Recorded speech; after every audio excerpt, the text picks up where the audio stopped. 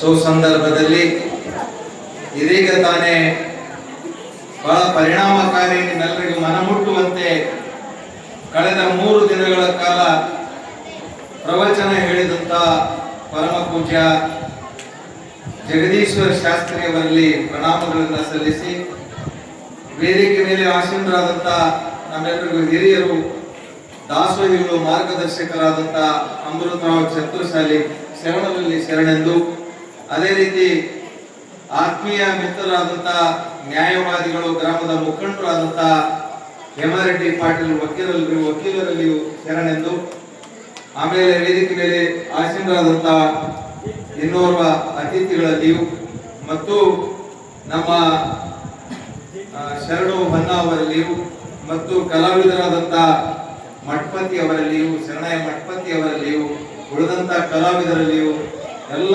ಗ್ರಾಮಸ್ಥರಲ್ಲಿಯೂ ಮತ್ತು ರಾಜು ಹೊನ್ನ ಅವರಲ್ಲಿಯೂ ಉಳಿದಂತ ಭಾಗವಹಿಸಿದಂತಹ ದಯವಿಟ್ಟು ಕ್ಷಮೆ ಇರಲಿ. ನಿಮ್ಮೆಲ್ಲರಿಗೂ ಮಕ್ಕಳಿಗೆ ಆದಿಯಾಗಿ ಎಲ್ರಿಗೂ ಸಹಿತ ನನ್ನ ಶರಣಾರ್ಥಿ. ಈಗ ನಾನು ಬಹಳಷ್ಟು ಮಾತನಾಡುವುದಿಲ್ಲ, ಯಾಕಂದ್ರೆ ಬಹಳಷ್ಟು ಏನೆಲ್ಲ ಹೇಳಬೇಕಾಗ್ಯದ ಅದ್ಭುತವಾದಂತ ಮಾತುಗಳನ್ನ ಹೇಳಿದ್ದಾರೆ ಶಾಸ್ತ್ರೀಜಿಯವರು.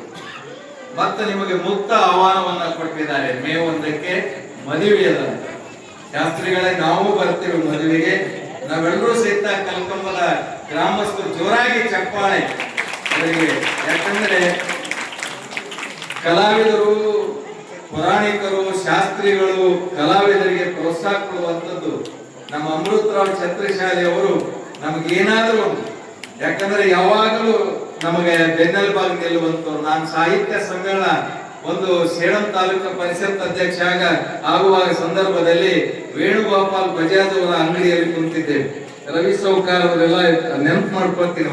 15-16 ವರ್ಷದ ಹಿಂದೆ ಅವರು, ನೀವ್ ಹೇಳಿದ್ರಲ್ಲ ದಾಸೋಹಿಗಳಂತೆ, ಅವ್ರೇನಂದ್ರು ಸಮ್ಮೇಳನ ಮಾಡಕತ್ತಿರ ಮುಡುಬಿ ಸರ್ ಅವ್ರೆ, ನಾನೇನು ಕೇಳಿಲ್ಲ ಅವ್ರಿಗೆ. ಇವೆಲ್ಲ ಓಡಾಟ ನೋಡ್ತಿದ್ರು. ಈ ಸಮ್ಮೇಳನಕ್ಕೆ ನಾನು 25,000 ರೂಪಾಯಿ ಕೊಡ್ತೀನಿ ಅಂತೇಳಿ ಅವರ ಸ್ಥಳದ ಮೇಲೆ ಅವರು ಆ ರೀತಿಯಾದಂತಹ ದಾಸೋಹಿಯನ್ನು ಮಾಡಿದ್ರು. ಇವತ್ತ ನೆನಪು ಮಾಡ್ಕೋತೀನಿ ಸೌಕರ್ಯ, ಕೊಡುವುದನ್ನ ಯಾರಿಗೆ ಹೇಳ್ಬೇಡ ಅಂತಂದ. ನೀವು ಎಷ್ಟು 16 ವರ್ಷಗಳಕ್ಕೆ ನೀವೇ ನಮ್ಗೇನು ಅವಾಗ ಹೇಳ್ಬೇಡಂದ್ರಿ, ಈ ಗಡ್ಡೆ ಇಲ್ಲ. ಆದ್ರೆ ಇಂಥ ದಾಸೋಹಿಗಳ ಮಧ್ಯದಲ್ಲಿ ಇವತ್ತ ವೇದಿಕೆಯನ್ನು ಹಂಚ್ಕೊಳ್ಕತ್ತೀನಲ್ಲ, ಬಹಳ ಖುಷಿ ಅನಿಸ್ತದೆ. ನಿಮಗೆ ನಿಮ್ಮ ಶತಮಾನೋತ್ಸವವನ್ನು ನಾವು ಕಾಣಬೇಕು. 100 ವರ್ಷ ಇಂಥ ದಾಸೋಹಿಗಳು ನಮ್ಮ ಮಧ್ಯದಲ್ಲಿ ಇರಬೇಕು. ಬರೇ ನಿಮ್ಮೂರಷ್ಟೇ ಅಲ್ಲ, ಎಲ್ಲ ಕಡೆ ಅವರು ನಮ್ಮ ಜೊತೆ ಇರ್ತಾರೆ. ಇವತ್ತ ಈಶ ಬಸವೇಶ್ವರ ಜಾತ್ರೆ ನಿಮ್ಮೂರಿಗೆ ಬರ್ಲಿಕ್ಕೆ ಕಾರಣ ಅಂದ್ರೆ ರಾಜು ಹೊನ್ನ ಜಾತ್ರೆ ಬಂದ ತಕ್ಷಣ ಒಂದು ಫೋನ್ ಮಾಡ್ತಾನಂತ. ಯಾಕಂದ್ರೆ ನನಗೆ ಆಹ್ವಾನ ಮಾಡ್ತಾನೆ. ಯಾವಾಗಲೂ ಸರ್ ನೀವು ಬರ್ಬೇಕು, ಒಂದ್ 5-10 ನಿಮಿಷ ನಿಮ್ಮ ಸೇವೆಯನ್ನ ಸಲ್ಲಿಸಬೇಕಂತೇಳಿ ಮನವಿ. ಸದಾಶಿವ ಸ್ವಾಮೀಜಿ ಅವರು ಸಹಿತ ನನಗೆ ಫೋನ್ ಮಾಡಿ ಕರೆಸ್ತಿದ್ರು ಪ್ರತಿ ವರ್ಷ ಜಾತ್ರೆ ಒಳಗೆ. ಈ ವರ್ಷ ಅಪ್ಪವರು ಪ್ರವಚನ ಹೇಳಕ್ಕೆ ಸಾಧ್ಯ ಆಗಲಿಲ್ಲ. ಶಾಸ್ತ್ರಿ ಅವರು, ಬಹಳ ಜಗದೀಶ್ ಶಾಸ್ತ್ರಿ ಅವರು ಎಲ್ಲೆಲ್ಲಿ ಪ್ರವಚನ ಮಾಡಿದಾರೆ ಅವೆಲ್ಲವನ್ನು ನಾನು ನೋಡೀನಿ, ಕೇಳೀನಿ. ಸೇಡಂನಲ್ಲಿ ಬೇರೆ ಕಡೆ ಎಲ್ಲವೂ ಸಹಿತ ಬಹಳ ಅಚ್ಚುಕಟ್ಟಾಗಿ ಅವರು ನಡೆಸ್ಕೊಡ್ತಾರೆ.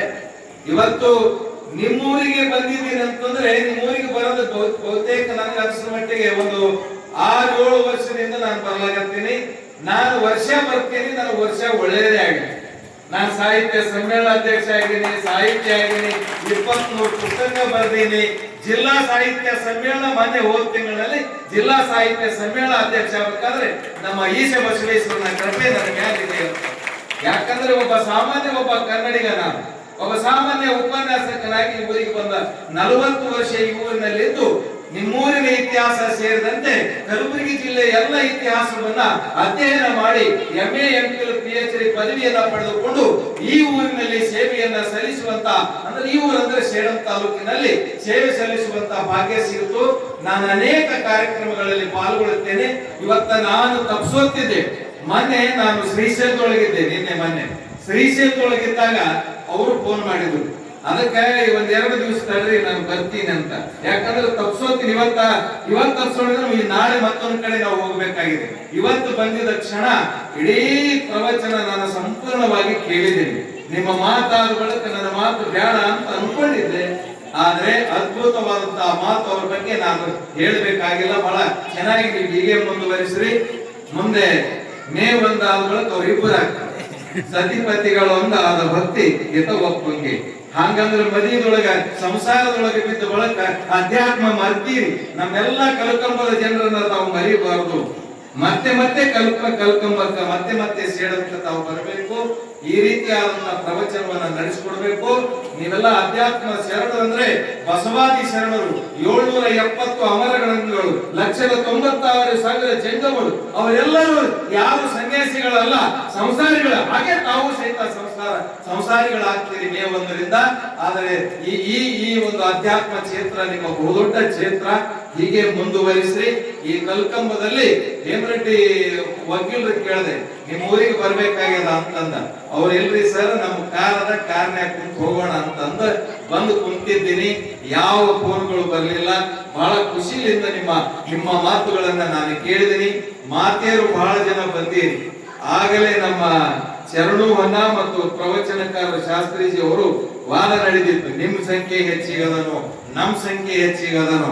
ಬಹುತೇಕ ನಿಮ್ಮೂರಿನಲ್ಲೆಲ್ಲ ನಮ್ಮೂರಿ ಎಲ್ಲ ಕಡೆ ನಾವೆಲ್ಲ ಇರ್ತೇವೆ. ನಾನು ಅದ್ರೊಳಗಿದ್ದೀನಿ, ಅವ್ರೊಳಗಿದ್ದೀನಿ. ನಿಮ್ ಪರವಾಗಿಲ್ಲ ಅಂತ ತಿಳ್ಕೊಬೇಡ್ರಿ. ನಮ್ ಜನ ಅಲ್ಲಿ ಹರಿದು ಹಂಚಿಕೊಂಡಿರ್ತಾರ, ನೀವು ಹತ್ತೆ ಕೂಡ್ತೀರ, ಅಷ್ಟೇ ವ್ಯತ್ಯಾಸ. ನಮಗೂ ನಿಮಗೂ ವ್ಯತ್ಯಾಸ ಇಷ್ಟೇ ನೋಡ್ರಿ. ಹಂಗ ಅವ್ರೆಲ್ಲರೂ ಮುಂದೆ ಬಂದು ಕೂತಾರೆ, ಇಷ್ಟು ಜಾಗ ಸಾಲುವುದಿಲ್ಲ. ಅಂದ್ರೆ ನಮ್ಮವರೆಲ್ಲ ಮಾತಾಡ್ಕೊತ ಅಲ್ಲಿ ಕುಂತಿರ್ತಾರೆ. ಆದ್ರೆ ಮುಂದಿನ ದಿನಗಳಲ್ಲಿ ಮುಂದೆ ಪ್ರವಚನ ಯಾವಾಗ, ಮುಂದಿನ ವರ್ಷ ಮತ್ತೆ ಹೀಗೆ ಕೂಡ್ರಿ, ಇಲ್ಲೇ ಸಮೀಪ ಬಂದು ಕೂತ್ರೆ ಮತ್ತೆ ಪ್ರವಚನಕಾರರಿಗೂ ಚೆನ್ನಾಗಾಗ್ತದೆ ಅನ್ನುವಂತ ಮಾತನ್ನ ಹೇಳಿ, ಏ ತಂಗಿ, ನೀ ಶಾಲೆಗೆ ಹೋಗ್ತಿಲ್ಲ?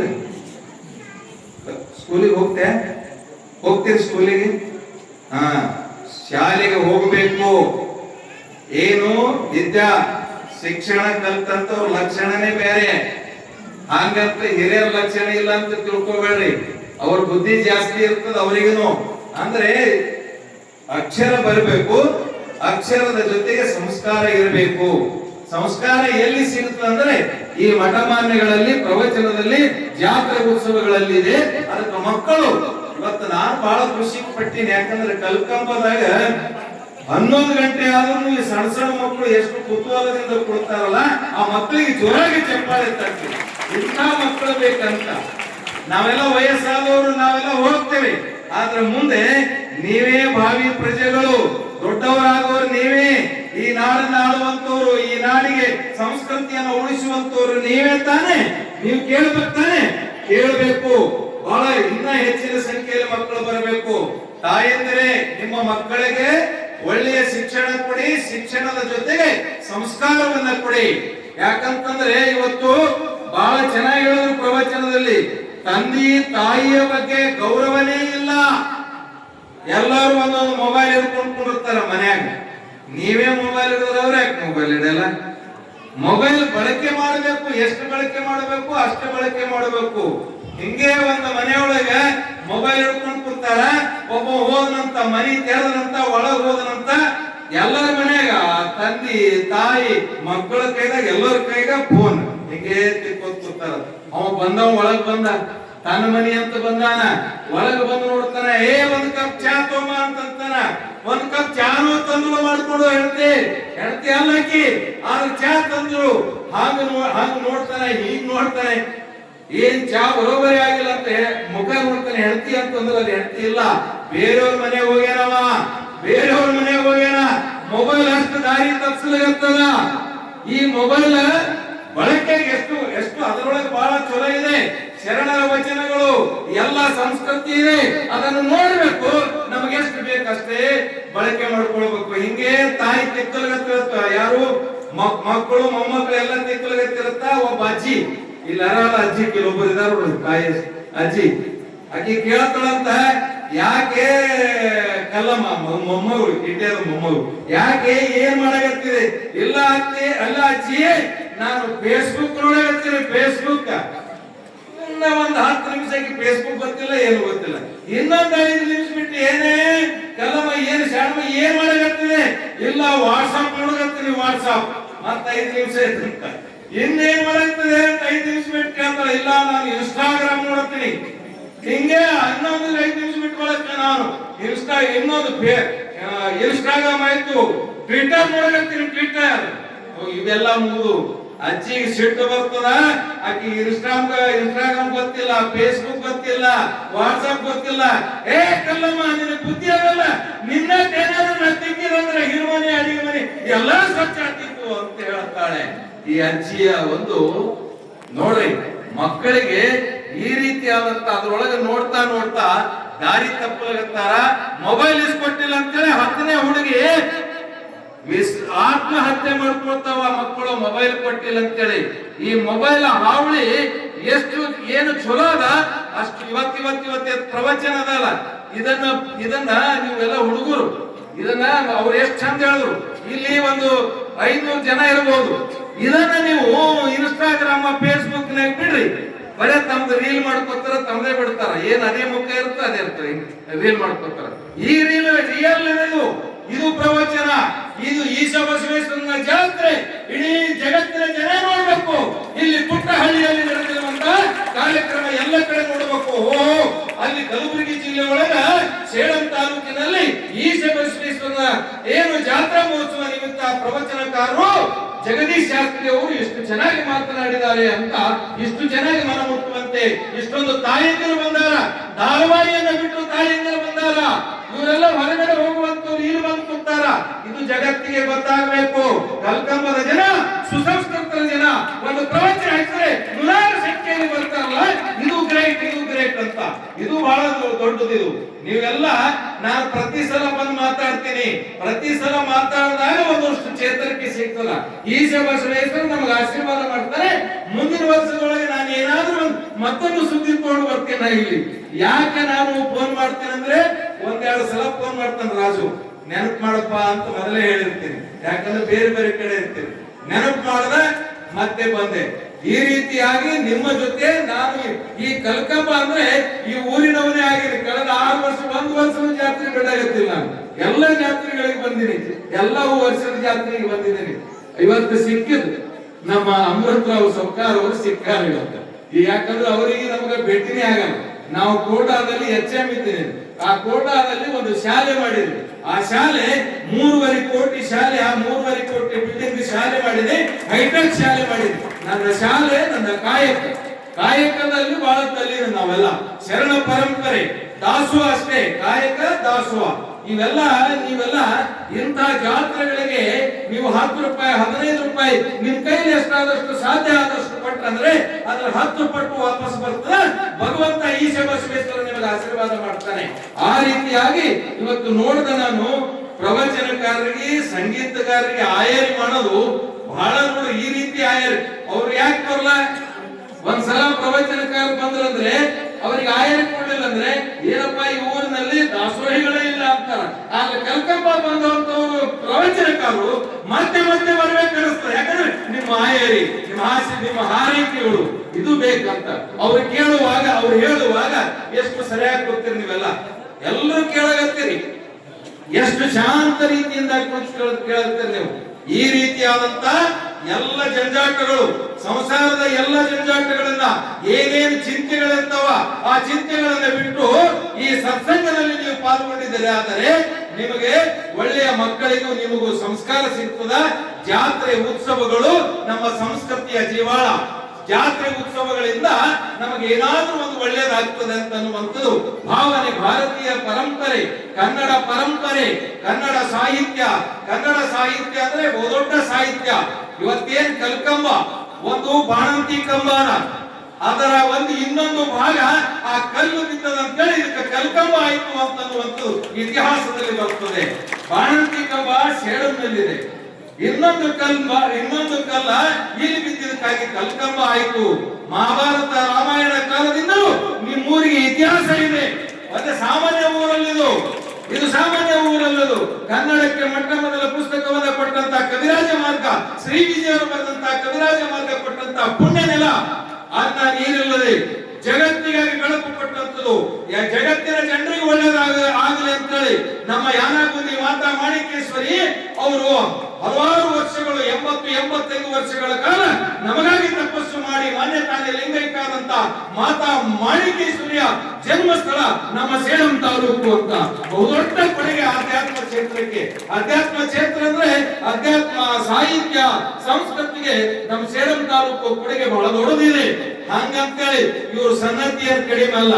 ಸನ್ನತಿ ಚಂದ್ರಲಾಂಬ ಬಲೂಚಿಸ್ತಾನದಿಂದ ಬಂದರು. ತಾಯಿ ಎಲ್ಲಿಗೆ ಬಂದರು ಅಂದ್ರೆ ಪಾಕಿಸ್ತಾನದ ಬಲೂಚಿಸ್ತಾನದಿಂದ ಬಂದು ಅಲ್ಲಿ ಭೀಮಾ ತೀರದ ನದಿಯ ದಂಡೆಯ ಮೇಲೆ ಅಲ್ಲಿ ವಾಸವಾದಳು ತಾಯಿ ಶಕ್ತಿ ದೇವತೆ ಅನ್ನುವಂಥದ್ದು. ಹೊನಗುಂಟ, ಎಲ್ಲ ಹೊನಗುಂಟದಲ್ಲಿ ಅಲ್ಲಿ ಎರಡು ಪವಿತ್ರ ಕ್ಷೇತ್ರ ಆ ಸನ್ನತಿ ತಾಯಿ ಇದೆ. ಇಲ್ಲಿ ನಾಗಾವಿ ದೇವಿ, ಅಲ್ಲಿ ಏನು ನಾಗಮ್ಮ ದೇವಿ ಅಲ್ಲಿ ನಾವು ನೋಡ್ತಾ ಇದ್ದೇವೆ. ನಾಗಾವಿಯ ವಿಶ್ವವಿದ್ಯಾಲಯ ಇತ್ತು ಅಲ್ಲಿ. ಹೀಗೆ ಪವಿತ್ರ ಕ್ಷೇತ್ರಗಳು ನಮ್ಮ ತಾಲೂಕಿನಲ್ಲಿ ಸುತ್ತಮುತ್ತಲಿ ನಾವು ನೋಡಬಹುದು. ನೀವೆಲ್ಲ ಈ ಜಾತ್ರೆಗಳಲ್ಲಿ, ಉತ್ಸವದಲ್ಲಿ ಈ ರೀತಿ ಉತ್ಸವ ನೋಡ್ತಾ ಇದ್ದೀರಿ. ಉತ್ಸಾಹ ಇನ್ನೂ ಹೆಚ್ಚಿಗೆ ಆಗಬೇಕು. ಎಲ್ಲ ಜನರಿಗೆ ಒಳ್ಳೇದಾಗಬೇಕು. ದುಶ್ಚಟಗಳು ದೂರ ಆಗಬಾರದು, ದೂರ ಆಗಬೇಕು, ಕ್ಷಮಿಸಬೇಕು, ದೂರ ಆಗಬೇಕು. ದುಶ್ಚಟದಿಂದ ದೂರ ಆಗಬೇಕು ಅಂದ್ರೆ ನಮ್ಮ ಮಕ್ಕಳಿಗೆ ಅಥವಾ ನಮ್ಮ ಯುವಕರಿಗೆ ಇಂಥ ಇದ್ರೊಳಗೆ ಪಾಲ್ಗೊಳ್ಳುವಂತೆ ಮಾಡಬೇಕು. ಅನೇಕ ದುರ್ವ್ಯಸನಗಳವ ಇಲ್ಲೇ ನಮಗೂ ಸೇರಿದಂತೆ ಹೇಳ್ಬೇಕಾಗ್ತದೆ. ಹಿಂಗೆ ವೇದಿಕೆ ಮೇಲೆ ಮಾತಾಡಿ ಕೇಳಿದಾಗ ನಮ್ಮ ಬಗ್ಗೆ ಯಾಕೆ ಮಾತಾಡಿದ್ರೆ ಅಂತ ಕೇಳಿದವ್ರು ಇದ್ದಾರೆ. ನಾನು ಹಂಗ ಯಾರ ಬಗ್ಗೆನೂ ಹೇಳಲ್ಲ, ಒಬ್ಬರ ಬಗ್ಗೆ ಹೇಳಲ್ಲ, ನನಗೆ ಸೇರ್ಸ್ಕೊಂಡು ಹೇಳ್ಬೇಕಾಗ್ತದೆ. ತಂಬಾಕು ತಿಂತೇವೆ, ಗುಟ್ಕಾ ತಿಂತೇವೆ, ಆಮೇಲೆ ಸರಿ ಕುಡಿತೇವೆ ಅನ್ಬೇಕಂತ. ನೀವೇನ್ ಕುಡಿತೀರಂದ್ರೆ ಅದಕ್ಕಂತ ಮಂದಿ ನಮಗೇನೋ ಅನ್ನಲ್ಲ. ಕುಡಿತೇವೆ, ನಾವು ಕುಡಿಯಲ್ಲ, ನಾವು ತಿಂತೇವೆ ಅಂದ್ರೆ ನಮ್ಮ ತಂದೆ ಅಥವಾ ನಮ್ಮ ಬಳಗ, ನಮ್ಮ ತಂದೆ ತಾಯಿ ಅಂತ ನಾವೇನಂತೇವೆ ಹಿಂಗೆಲ್ಲ ಎಲ್ಲ ಬಳಗ ಹಂಗ ಮಾಡಬಾರ್ದು, ಎಲ್ಲ ತಿನ್ನಬಾರ್ದು. ಯಾಕಂದ್ರೆ ತಿಂದ್ರೆ ಶರೀರ ಕೆಟ್ಟು ಹೋಗ್ತದೆ. ಇದು ಸುಮ್ಮನೆ ಅಲ್ಲ, ಇದು ಶರೀರ ಬಹಳ ದೊಡ್ಡದು. ಇದು ಅನೇಕ ಜನ್ಮಗಳ ದಾಟಿ ಬಂದಂತ ಈ ಶರೀರ ಎದಕ್ಕೆ ಉಪಯೋಗ ಆಗಬೇಕಂದ್ರೆ ಇಂಥ ಪುಣ್ಯದ ಕೆಲಸಕ್ಕೆ ಉಪಯೋಗ ಆಗಬೇಕು. ಅವ್ರು ಹೇಳುದಿಲ್ಲ ಎಷ್ಟು ಚೆನ್ನಾಗಿ ತಂದೆ ತಾಯಿಯನ್ನ ಸೇರ್ಬೇಕು, ಅವರಿಗೆ ಗೌರವ ಕೊಡಬೇಕು. ಹಿರಿಯರಿಗೆ ಗೌರವನೇ ಕೊಡಲಾಗತ್ತಿಲ್ಲ ಈಗಿನ ಯುವಕರು. ನೋಡ್ಬೇಕಾರೆ ಒಂದ್ ತಮಗೆ ನೀರು ತುಂಬ ಕೊಡೋದಿಲ್ಲ. ಕಾಲೇಜ್ ಕೋತಾಳ ಹುಡುಗಿ ಒಂದ್ ಅಜ್ಜಿಗೆ ಒಂದು ತಮಗೆ ನೀರು ಕೊಡೋದಿಲ್ಲ. ಅಂತ ಒಗೆಯೋದಂದ್ರೂ ಗೊತ್ತಿಲ್ಲ, ರೊಟ್ಟಿ ಅಂದ್ರೂ ಗೊತ್ತಿಲ್ಲ, ರೊಟ್ಟಿ ಬಡೋದು ಅಂತಂದ್ರೆ ಗೊತ್ತಿಲ್ಲ. ಸಿಟ್ಟಿದವ್ರಿಗೆ ರೊಟ್ಟಿ ಬಡೋದೇ ಗೊತ್ತಿಲ್ಲ. ಈ ಕೂಳು ಬಡಿತಾರಲ್ಲ, ಕೂಳು ಬಡದು ಅಲ್ಲಿ ಗಾಡಿಗೆ ಹಚ್ಚಿದ್ರೆ ಗಾಡಿಗೆ ಹಾಕಿ ಸಗಣಿ ಇಡ್ತು ಅಂತ ಕೇಳುವಂತ, ಅಲ್ಲೇ ಹೋಗಿ ಇಡ್ತು ಅಂತ ಕೇಳುವಂತ ಈಗಿನ ಯುವತಿಯರು ನಾವು ನೋಡಬಹುದು. ಈ ರೊಟ್ಟಿ ಬಡಿಯುವಂತದ್ದಾಗಲಿ, ಈ ಮನೆ ಒಳಗ ಮಕ್ಕಳಿಗೆ ರೀತಿ ಎಲ್ಲವನ್ನ ಕಲಿಸಿಕೊಡ್ಬೇಕು. ಆತ್ಮವಿಶ್ವಾಸ ಮೂಡಿಸಬೇಕು. ಮೊದಲಾಗಿ ಎಲ್ಲಕ್ಕಿಂತ ಮುಖ್ಯವಾಗಿ ಹೇಮರೆಡ್ಡಿ ಮಲ್ಲಮ್ಮ ತಾಯಿಯ ದರ್ಶನ ತಗೊಂಡು ಬಂದಿನಿ ನಾನು ನಿನ್ನೆ ಹೋಗಿ. ಅಲ್ಲೇ ಒಂದು ಭವ್ಯವಾದಂತ ಕಟ್ಟಡ ಶ್ರೀಶೈಲದೊಳಗ ಶ್ರೀಶೈಲ ಮಲ್ಲಿಕಾರ್ಜುನ ದರ್ಶನ ತಗೊಂಡು ಹೇಮರೆಡ್ಡಿ ಮಲ್ಲಮ್ಮ ತಾಯಿ ಎಷ್ಟು ಆದರ್ಶ. ಅತ್ತಿಯ ಕಾಟ, ಎಲ್ಲರ ಕಾಟ, ಮೈದನ ಎಲ್ಲರ ಕಾಟ ಇದ್ದರೂ ಸಹಿತ ಅದನ್ನ ತಾಳ್ಮೆಯಿಂದ, ಅಂತ ಕಾಟ ನಮ್ಮ ಹೆಣ್ಮಕ್ಳಿಗೆ ಯಾರಿಗಿಲ್ಲ. ಹೇಮರೆಡ್ಡಿ ಮಲ್ಲಮ್ಮಗೆ ಪಟ್ಟಂತ ಸಂಕಷ್ಟಗಳು ಇನ್ಯಾರಿಗಿಲ್ಲ, ಯಾವ ಹೆಣ್ಮಕ್ಳಿಗೆ ಸಿಕ್ಕಿಲ್ಲ. ಆ ತಾಯಿ ಎಷ್ಟು ತಾಳ್ಮೆ ಇತ್ತು. ಶ್ರೀಶೈಲ ಮಲ್ಲಿಕಾರ್ಜುನ ಮೇಲೆ ಭಕ್ತಿ. ಕೊನೆಗೆ ಶ್ರೀಶೈಲ ನೋಡ್ರಿ ಇಷ್ಟು ಬೀಸ್ ಅಂತ ಕೊಟ್ರು, ಅವೆಲ್ಲಾ ಬೀಸ್ತಾಳೆ ಎಷ್ಟಂತ ಬೀಸಲ್ಕಾಗ್ತದ ತಾಯಿ. ಆ ಭಗವಂತನೇ ಮಲ್ಲಿಕಾರ್ಜುನ ನೆನೆಸ್ಕೊಂಡ್ರು, ಮಲ್ಲಿಕಾರ್ಜುನ ಬಂದು ಅವನೇ ಬೀಸುವ ಅಂತ ದೊಡ್ಡ ಏನು ಕೊಡುಗೆ ಆ ತಾಯಿಯ ಹೇಮರೆಡ್ಡಿ ಮಲ್ಲಮ್ಮರ ಆದರ್ಶ ನಮ್ಮ ಹೆಣ್ಣು ಮಕ್ಕಳಿಗೆ ಇರಬೇಕು. ಯಾಕಂದ್ರೆ ಇನ್ನೊಂದು ಕನ್ನಡದ ಮೊದಲ ಕವಿಯತ್ರಿ ಅಕ್ಕ ಮಹಾದೇವಿ ಚನ್ನಮಲ್ಲಿಕಾರ್ಜುನ ತನ್ನ ಪತಿ ಅಂತ ಹೇಳಿ ಅಧ್ಯಾತ್ಮ ಕ್ಷೇತ್ರವನ್ನು ಆಯ್ಕೆ ಮಾಡಿಕೊಂಡು ಕೂಡ ಅಲ್ಲಿ ಬಸವ ಕಲ್ಯಾಣಕ್ಕೆ ಬಂದು 770 ಶರಣರಲ್ಲಿ ಬಸವಾದಿ ಶರಣರಲ್ಲಿ ಸೇರಿ ಅವರು ಎಂತ ಕಾವ್ಯವನ್ನ ಕಟ್ತಾರೆ, ಎಂತ ವಚನಗಳನ್ನ ಕಟ್ತಾರೆ. ಆ ವಚನಗಳನ್ನ ಮಕ್ಕಳಿಗೆ ತಿಳಿಸಿಕೊಡಬೇಕು.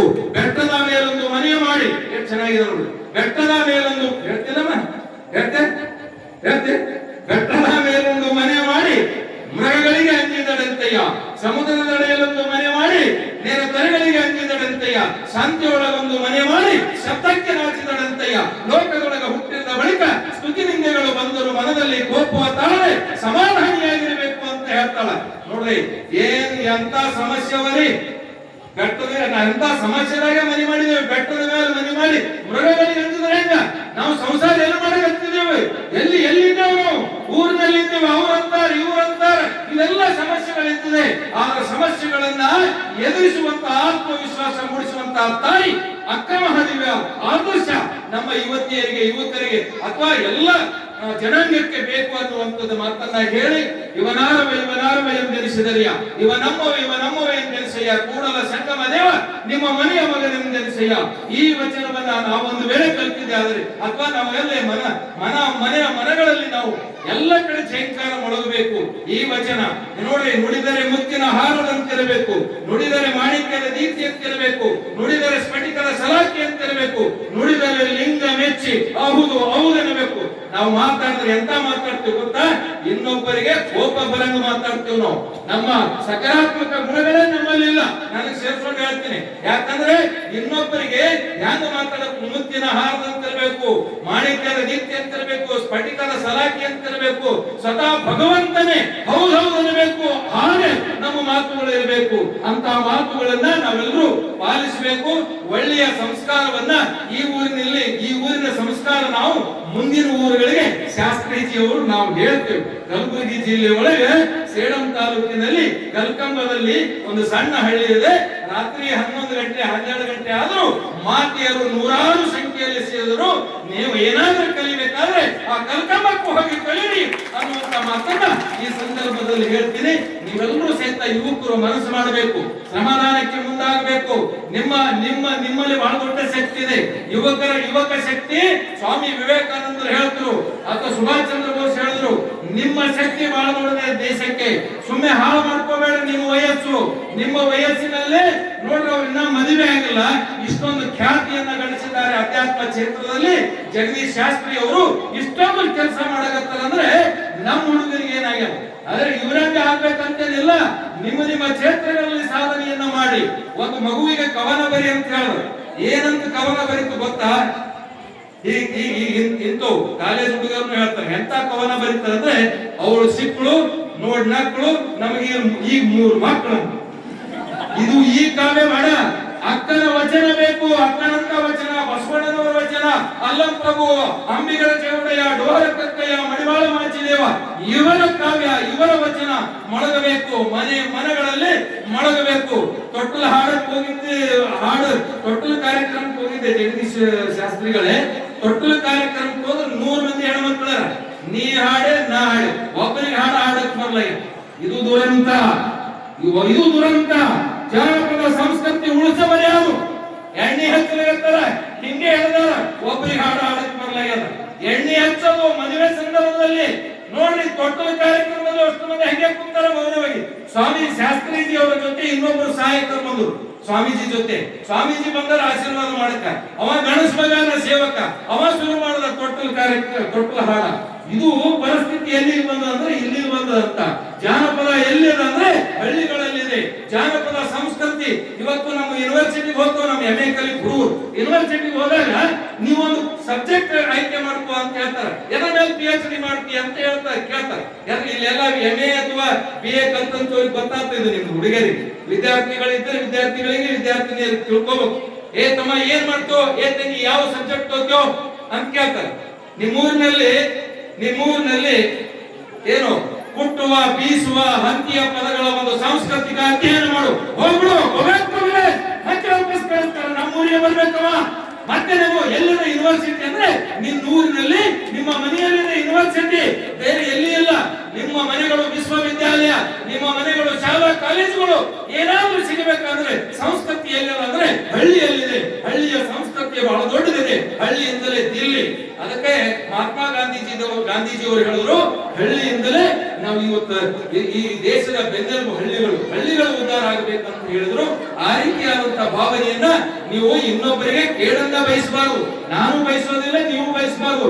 ಒಬ್ಬರಿಗೆ ಕೆಟ್ಟದಾಗಲಿ ಅಂತಲೇ ನೀವೇನಾದ್ರೂ ಮಾಡಿದ್ರೆ ನಿಮ್ಗೆ ಕೆಟ್ಟದಾಗ್ತದೆ.